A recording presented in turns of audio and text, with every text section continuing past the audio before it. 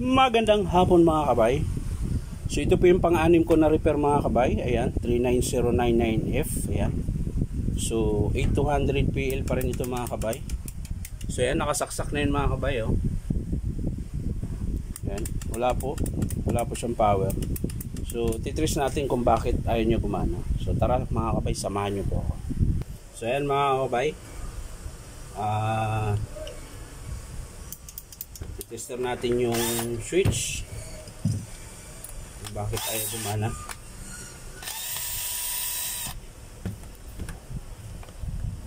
Ayan. So bunutin natin dito mga kabay. Ayan. So ito po yung nakadiretso sa ito yung field coil mga kabay. Yun yung kabilaan nagsusupply dito sa motor, armature. Ayan. Titester natin yan mga kabay. Kasi ayaw gumana sa ano.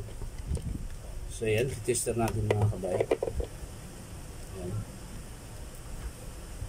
Wala yung ilaw ko. Madilim. Yan. So yan mga kabay. Yan, pumapalo. So, tester natin yung dalawa mga kabay. Re-recta natin. Ayun, so meron mga kabay buo. Yan. So, maaring sa switch to or sa cord.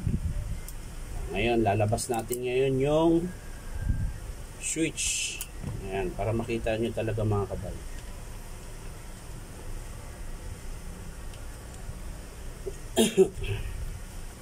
So ito na yun mga kabay. Yan.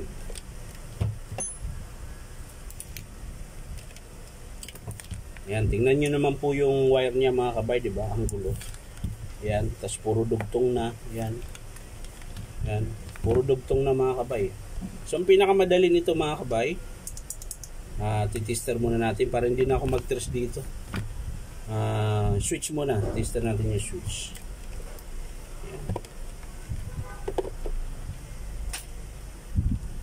Yan mga kabay, titester na natin yung switch. Una. Ayan. Yung una mga kabay. Tapos pipindutin natin yung yan, switch. Yan. So meron mga kabay, kabila. Meron din. So yung cord nga mga kabay, ang sira. Ayan. Dami kasing dugtong eh. Ano, titester pa rin natin. Oh, wala sa kabila. Yun, meron. Yan. So ang putol ito mga kabay, ito yung brown. Ngayon i-estimate ko na yun mga kabay, kasi pangit na eh. Ayan, oh. Hindi na maganda, ang dami ng dugtong. Oh. Ayan. Pati sa puno merong may dugtong. Ito. Yan. So hindi ko na ayusin yan. Iti-testing na lang natin yung unit kung maganda pa yung andar.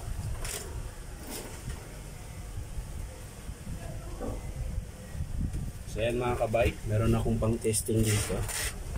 Re-recta natin yung unit niya. Kung okay pa ba yung andar o hindi na. So yan mga kabay, iikot lang natin to. Ayan, i-twist lang natin sa kabila rin. Siyempre, ingatan nyo pong huwag magdikit mga kabay, di ba? Ayan, ngawak nyo mga kabay pag ganyan. Ayan, para hindi siya magdikit. Ngayon, sasaksak natin mga kabay.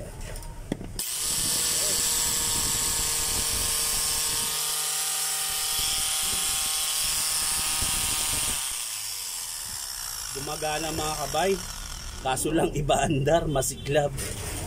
So hindi lang sa cord ang papalitan nito mga kabay. So i-check pa rin natin yung loob mga kabay. So tara, samahan nyo. So ito yung natuklasan ko mga kabay, yung sobrang ingay. Ayan, tingnan nyo po mga kabay. Iipitin ko siya ng long nose, tapos itatagilid-tagilid ko siya. Ayan mga kabay, kita nyo ang laki ng alog. Yan.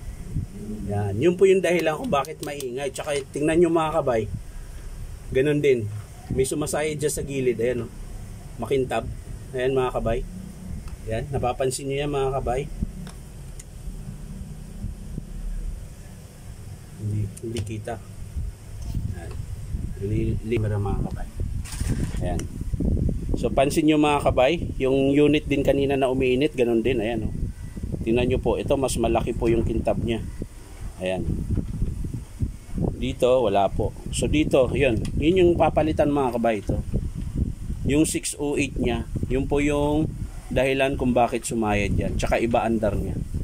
Ayan. So, hindi lang cord ang papalitan natin mga kabay.